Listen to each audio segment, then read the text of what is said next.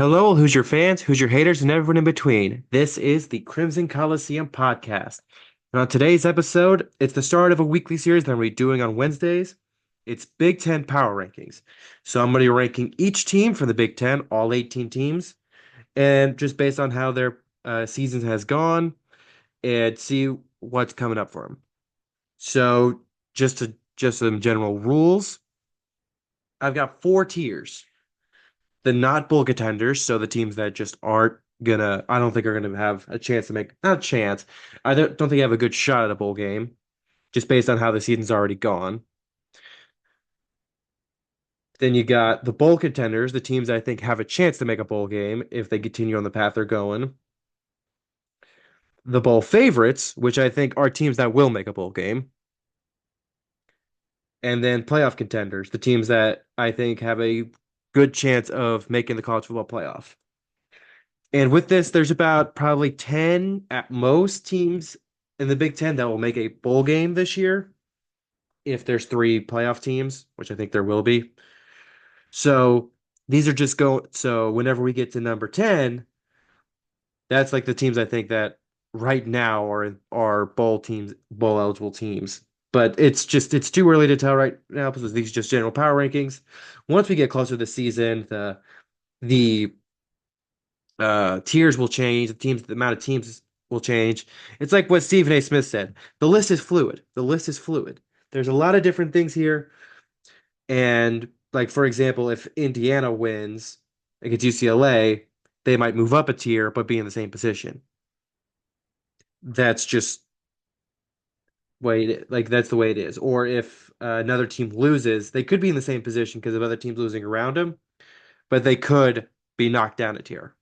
It's just the way it's more like that. So let's get this started off at the bottom of the Big Ten.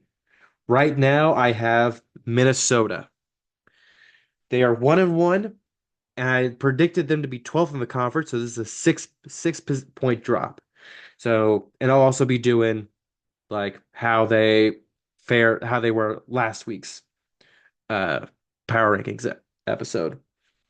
So just for some statistical stuff, they're the 16th best offense with getting about 333 yards per game and the fourth best defense with allowing 193 yards per game.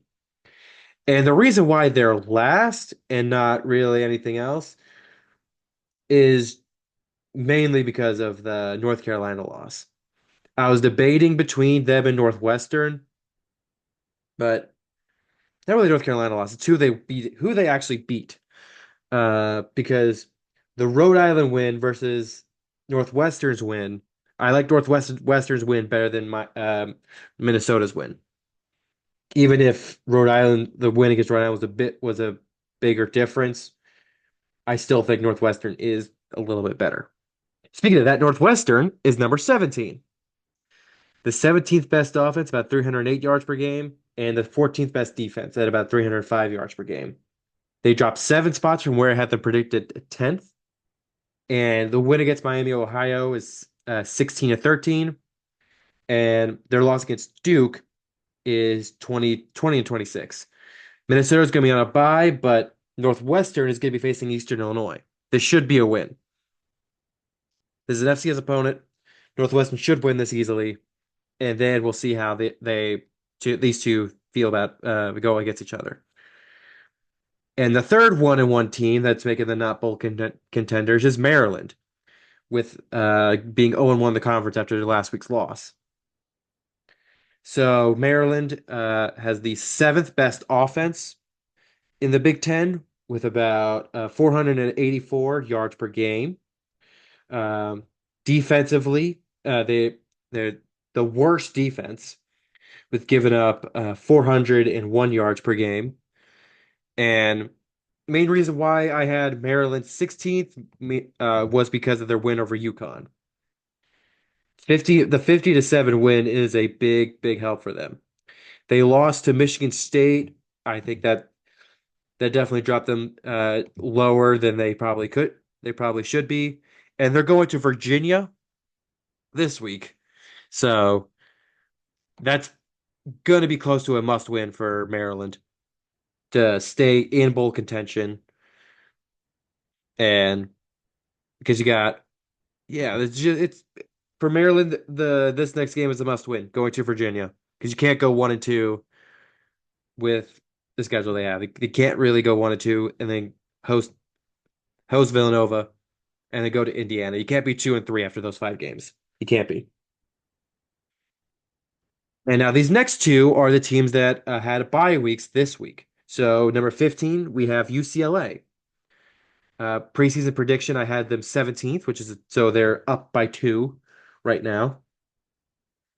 They're the 15th best offense, 343 yards, the 10th best defense, 278 yards, and their only game was a 16-13 win over Hawaii. Now they could easily jump up if they're able to beat Indiana at home. But right now they're 15th because their win is I don't I wasn't I don't like I'm not impressed with the win over Hawaii. They were down most of that game. And that's the difference between this and the Northwestern, the earlier one with Northwestern Minnesota, because Northwestern, yes, it was a close, it's about the same difference, but Northwestern was in control for most of the game, and that defense really helped out. UCLA was trailing at Hawaii, but they got by this week and then this past week, and then they're going to play Indiana, which will be a good test for both squads. 14th and the last team in the not bowl contenders list is Purdue, up by 4 from where I had them at last. And that's mainly because just other teams around them lost whenever they didn't play. They have the best offense right now through 2 weeks and the third best defense. So 583 yards of offense, 154 yards of defense. Granted, that's because they played Indiana State. They won 49 nothing. Very easy. Very easy work for Purdue. We're gonna see if they have something left in the tank because they've got to play Notre Dame, and really they're the one of the bigger losers from that Northern Illinois Notre Dame game because now Notre Dame now Northern Illinois took the game that Purdue was gonna play basically, where Notre Dame was gonna play down in the competition. I think Notre Dame's gonna absolutely beat the brakes off Purdue. It's not gonna be I yeah, no, it's not gonna be fun. But those are the 5 squads that I don't think are in bowl contention anymore. Granted, Maryland, I think is the best chance to move up into bowl contending, but just gotta see how their season plays out. That loss against Michigan State's huge, though. And speaking of Michigan State, they're number 13 on this list, going up 3 spots from their preseason rank of 16th. They beating Maryland was a really big help for them. I think because they were probably going to be near the bottom of the list before this, and they got the upset win at Maryland. They're right now 12th best offense with about 393 yards of offense and the 13th best defense, giving up 293 and a half yards of defense. Well, yeah. So they beat Florida Atlantic 16-13. They lost at Maryland. Well, they didn't lose. They beat Maryland 27-24, and they're facing Prairie View, which they should be going 3-0, which is a big help for their cause, getting to 3 wins there with a Big Ten win. That is a big help for any team to get a chance to go in the bowl game. And coming in at 12th is Wisconsin, down 1 spot from 11th. Uh, they're they had a I don't know how I feel about them. Like they beat their opponents. That's as much as I'm gonna feel about it because they beat their opponents. They didn't really dominate. They had the 13th best offense, 386 and a half yards, and the 7th best defense. They beat Western Michigan 28-14, and they beat South Dakota 27-13. 14 points per game difference cleanly. And that's a good win, but it's not like superb. Like I'm not too impressed. They play Alabama next. That's not going to be fun. I don't know if I'll drop them because it's Alabama. Like the quality of the opponent. I don't know if they don't think they'll win this one, but I've expected them to beat both these opponents by more points. That's just what I'm trying to say. Going in at number 11, we have Washington, who I had as 13, as the 13th best team in preseason. So they're up 2 spots. They had a they had a pretty good time today these past couple of weeks. Um uh just making sure my things are right. Hold here. So so they beat Weber State 35-3, and they were they were able to beat Eastern Michigan 30-9. And next is going to be Washington State in that cross state rivalry that everyone loves. So hopefully they're able to have a have a good game, and hopefully they're able to win. I think they will, but that's going to be a really tough game for Washington. Coming in at number 10 is Illinois. I think Illinois surprised a lot of people last week after beating Kansas, and they're up 5 spots from where they were at 15th. This is a huge win for Illinois getting that conference game, a non-conference game win against Kansas. Right now they are uh 14th in offense with about 378 and a half yards per game, and not 8th in defense, giving up 257 and a half yards per game.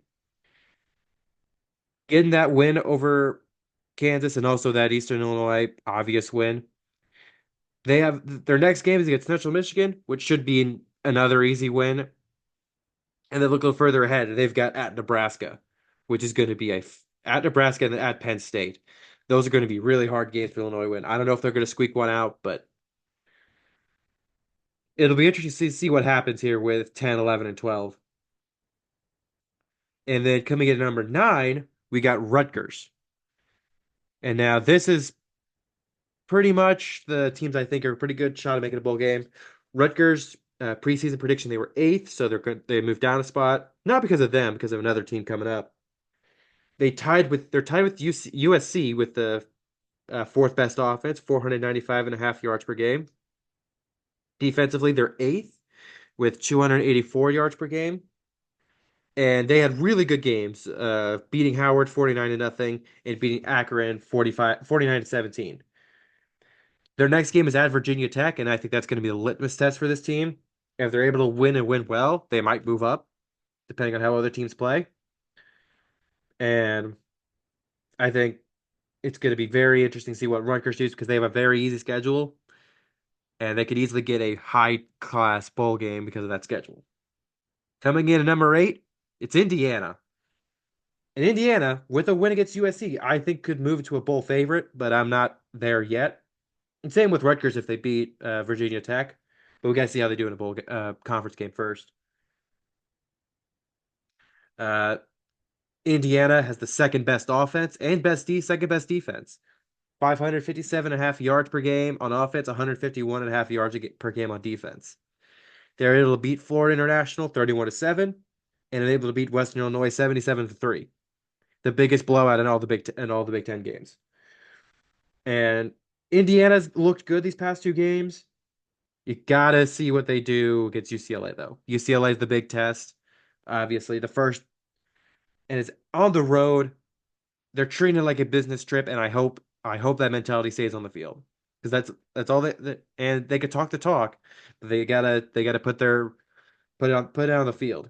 And if they're able to do that, they could pull it out, and I think they could pull out a win. And now 8 through 13, that's all the bowl contenders. Teams I think can make a bowl game. We just got to see how their season plays out. The top 7 are teams I think will make bowl games. And there's a little bit of changes. So these next 2 are both 1-1, but they both lost to good opponents. And I think they're still going to make a bowl game even with a setback. Number 7, we have Michigan. I was debating about knocking them down to knocking them down to 8, but I don't think we got to see their next game, how they play before I make the decision. But Michigan has not played well. They are last in offense and second last in defense. 276 and a half yards per game on offense, 316 and a half yards per game on defense, which I think is the only one in the conference that has a worse offense than defense.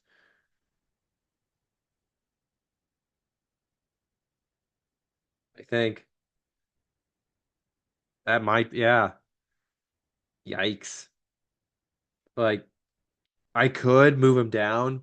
I just, Michigan is too talented right now to be as struggling as they are. They had a 30 to 10 win over Fresno State and a 31 to 12 loss against Texas, which I think is kind of why they're yards per game because like it's only 2 games, it's going to be exacerbated for all of them. Like I don't think Indiana is the second best offense and defense in the Big Ten. No, just listen to the stats. But um, I have a lot of concerns for Michigan, especially at the quarterback position. I don't like two quarterbacks. I don't.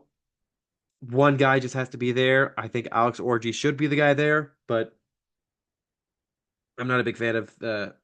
I like the defense, but I just have concerns.